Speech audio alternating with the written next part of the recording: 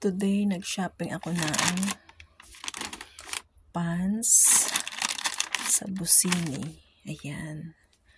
Gift ko naman sa aking self para may nasusuot ako ng medyo ayos-ayos.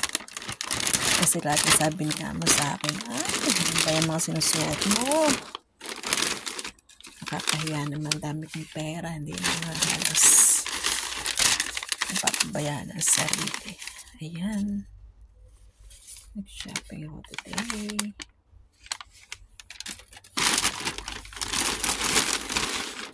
Buy ito pants, one pants. Ayan, pag hindi kasya i-gift ko na lang. And then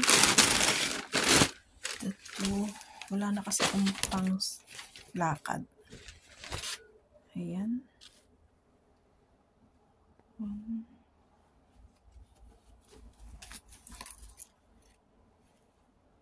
medyo okay yung price niya. 3. And lastly,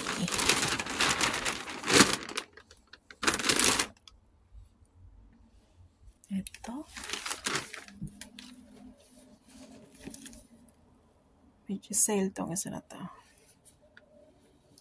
kulay dark blue na pants. Yan lang naman, para meron akong nasusuot pang araw-araw. Ayan, I have 3.